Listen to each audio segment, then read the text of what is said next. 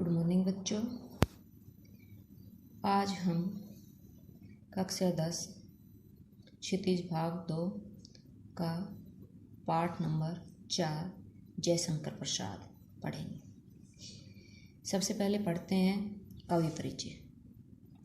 जयशंकर प्रसाद का जन्म सन 1889 में वाराणसी में हुआ था। कहाँ हुआ था? वाराणसी में। काशी के प्रसिद्ध क्वींस कॉलेज में वे पढ़ने गए, परंतु स्थिति अनुकूल न होने के कारण 8वीं से आगे नहीं पढ़ पाए। बाद में घर पर ही संस्कृत, हिंदी, फारसी का अध्ययन किया। छायावादी काव्य प्रवृत्ति के प्रमुख कवियों में से एक जयशंकर प्रसाद का सन 1937 में निधन हो गया। तो कवि जयशंकर प्रसाद हैं, वो कैसे कवि थे? छायावादी कवि। उनकी प्रमुख काव्य कृतियाँ हैं, कौन कौन सी हैं? चित्राधार, कानन कुसुम, झरना, आंसू, लहर और कामायनी। तो इन्होंने जो झरना है वो लिखी थी 1918 में, आंसू है उसकी रचना की 1935 में, लहर है उसकी 1925 में, लहर है उसकी 1933 में और कामायनी है उसकी 1935 में। आधुनिक हिंदी की श्रेष्ठतम काव्य कृति मानी जाने वाली कामायनी पर उन्हें मंगला प्रसाद पारितोषिक दिया गया। कौन सी कृति पर पारितोषिक दिया गया? कामायनी पर। कौन सा? मंगला प्रसाद। पारितोषिक का अर्थ होता है पुरस्कार है, वो देकर के इनको सम्मानित किया गया। वे कवि के साथ साथ सफल गद्यकार भी थे। अजातशत्रु, चंद्रगुप्त, स्कंदगुप्त और ध्रुव स्वामिनी उनके नाटक हैं। तो कंकाल, तितली और इरावती उपन्यास, तो इनके 3 उपन्यास थे, कंकाल, तितली, इरावती। आकाशदीप, आंधी और इंद्रजाल उनके कहानी संग्रह, यानी इन्होंने 69 के करीब जो कहानियां हैं वो लिखी थी, वो इन 3 कहानी संग्रहों में एकत्रित या संकलित की गई हैं। प्रसाद का साहित्य जीवन की कोमलता, माधुर्य शक्ति और ओज का साहित्य है वो माना जाता है। छायावादी कविता की अतिशय काल्पनिकता, सौंदर्य का सूक्ष्म चित्रण, प्रकृति प्रेम, देश प्रेम और शैली की लाक्षणिकता उनकी जो कविता है उसकी प्रमुख विशेषताएं हैं। इतिहास और दर्शन में उनकी गहरी रुचि थी जो उनके साहित्य में स्पष्ट दिखाई देती है। तो बच्चों, ये तो था आपका कवि परिचय। अब पाठ परिचय पढ़ते हैं। प्रेमचंद के संपादन में कि काफ़ी जो कवि हैं, लेखक हैं, उन्होंने मिलकर के एक जो पत्रिका है, हंस नामक जो पत्रिका है, उसमें आत्मकथा विशेषांक है वो निकालना तय हुआ। तो सबसे पहले जयशंकर प्रसाद को कहा गया। प्रेमचंद के संपादन में हंस पत्रिका का एक आत्मकथा विशेषांक निकलना तय हुआ था। प्रसाद जी के मित्रों ने आग्रह किया कि वे भी आत्मकथा लिखी। तो प्रसाद जी ने आत्मकथा लिखने के लिए कवियों को क्या जवाब दिया, वो इस आत्मकथ्य कविता है उसमें वर्णन किया गया है। प्रसाद जी इससे सहमत न थे। इसी असहमति के तर्क से पैदा हुई कविता आत्मकथ्य। कौन सी कविता पैदा हुई इसी असहमति से? आत्मकथ्य कविता। यह कविता पहली बार 1932 में हंस आत्मकथा विशेषांक में प्रकाशित हुई यानी छापी गई। छायावादी शैली में लिखी गई इस कविता में जयशंकर प्रसाद ने जीवन के यथार्थ का अर्थ था वास्तविक एवं अभाव यानी जो कमी थी पक्ष की मार्मिक का अर्थ था दिल को छूने वाले जो अभिव्यक्ति यानी प्रकट की है। छायावादी सूक्ष्मता के अनुरूप ही अपने मनोभावों को अभिव्यक्त करने के लिए जयशंकर प्रसाद ने ललित का अर्थ होता कोमल, सुंदर एवं नवीन शब्दों और बिंबों यानी परछाइयों का प्रयोग है वो किया है। इन्हीं शब्दों एवं बिंबों के सहारे उन्होंने बताया है कि उनके जीवन की कथा एक सामान्य व्यक्ति के जीवन की कथा है, कि उनके जो जीवन की कथा है, जिस तरह से एक सामान्य व्यक्ति अपना जीवन जीता है उसी तरह से मेरा जीवन भी सामान्य व्यक्ति की तरह ही है। इसमें कुछ ऐसा खास नहीं है, इसमें ऐसा कुछ भी नहीं है जिसे महान और रोचक मानकर लोग वाह वाह करेंगे।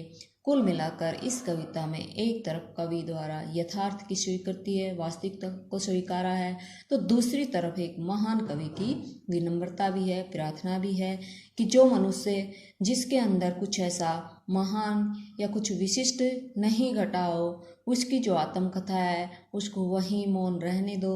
उसका जो समय है जब भी आएगा वो अपनी जो आत्मकथा है उसको सभी के सामने प्रकट कर देगा।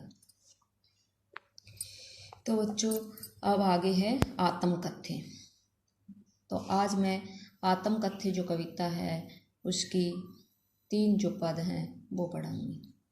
पहला है, मधुप गुनगुना कर कह जाता कौन कहानी, यह अपनी मुरझा कर गिर रही पत्तियां देखो कितनी आज घनी।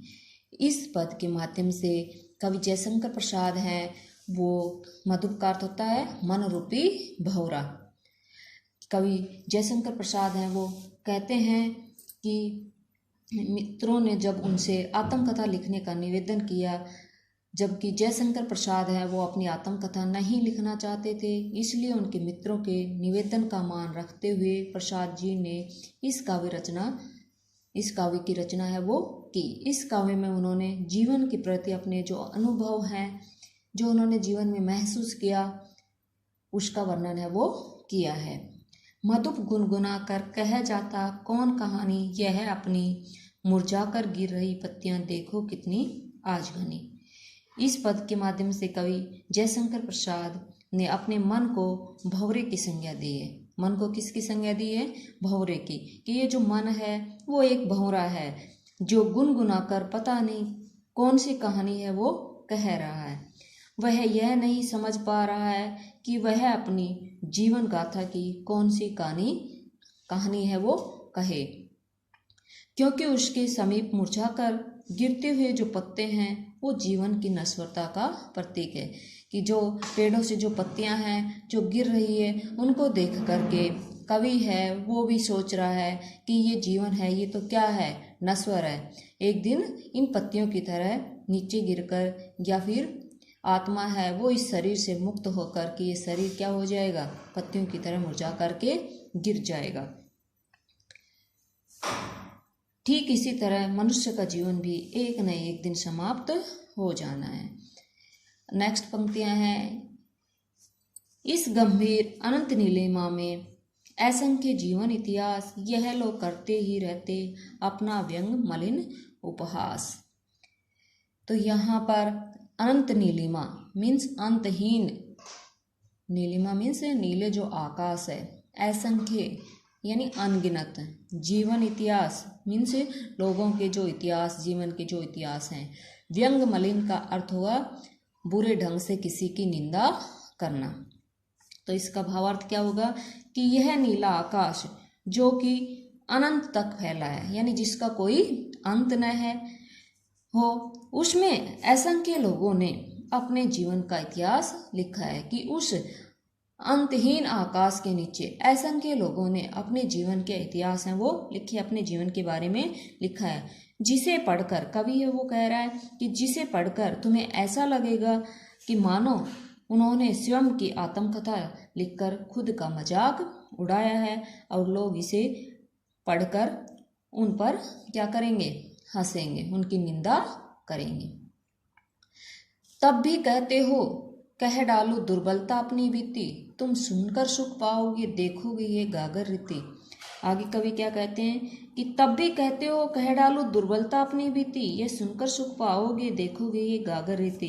कवि अपने मित्रों से ये प्रश्न करता है कि क्या तुम भी यही चाहते हो कि मैं अपनी जो जीवन है उसकी सारी दुर्बलताएं, सारी जो कमियां हैं वो आपके सामने कह डालो या लिख डालो, जिन्हें पढ़कर तुम लोग मेरे जीवन की गागर, गागर का अर्थ होता है जो घड़ा, रिति मीन्स खाली, कि मेरा जीवन रूपी जो घड़ा है उसको खाली देख करके क्या करोगे, तुम उसका मजाक बनाओ।